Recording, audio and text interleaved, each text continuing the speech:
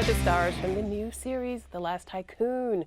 Mr. Kelsey Grammer, Dominique McElligott, and Lily Collins. Thank you so much for being here. So you know I love this show. Yay. I love it, I love it. It's beautiful, it's glamorous, the acting is superb. Congratulations, you have a hit on your hand. Oh, Thanks. thank you. What was it like for you to bring this world of F. Scott Fitzgerald to life? Lily, you start, you're What closest was to it me. like? A dream. A dream. I had read this book in high school and then obviously reread it once being cast, and I grew up in a household that just adored old Hollywood, and I have so many women from that era that I look up to, and to be immersed in that world every single day with the hair, makeup, and wardrobe, and just also shooting in LA with real locations that would have been shot in. Everything just felt so natural and genuine, and amazing cast to kind of soak in that world with. So it was a definite dream. Yeah, these two, fun to play with, fine. right? They're all We're right. okay. We have our moments. Dominique, what'd you think?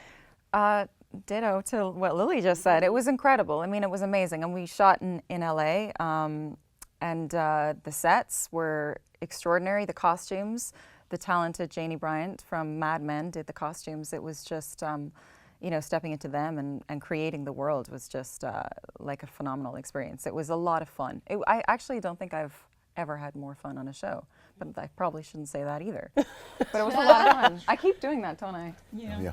Yeah, it was a lot of fun. It was a lot of fun. Dozens of people have suddenly been hurt to the core. They're all listening to this and crying. She said the same thing to us. She said the same thing. That's like, I have an old friend, he used to like knock on the door of the dressing room. You were the best thing in the show. Yeah, exactly. And he'd walk down to the next door, go boom, boom, boom.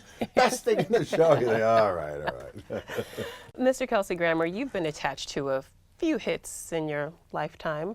I've had a pretty good run. You've had a Some good things. run. Thank So, you. know, a little show like Frasier, a little show Cheers. No one's ever heard of them. But really. Good track record for us. But how did you know that you wanted to be a part of this project? What about the script spoke to you?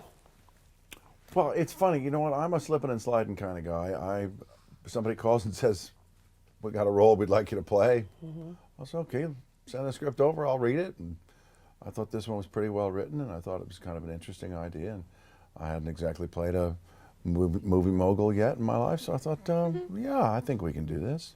I heard that Lily was in it. Didn't know who Dom was at the time. I apologize. No idea. And but now I do, and I'm delighted I took the job. I want to talk about the idea that this show was really sort of birthed because fans loved the initial pilot. That puts you in a precarious position, right? Because the work can be good, but if the fans aren't immediately drawn to it, then this show could have never been made. How did you all feel about that, the fans having that much influence on what actually makes it to the screen? That's interesting. This new way of watching shows, this binge watching thing, I think actually allows shows a little more life, the opportunity of a real life, a sustained one, than what's happening now in television and on the networks. Because if you don't score right out the box, it's they usually kill them. And that's too bad, because yeah, Cheers never would have made it.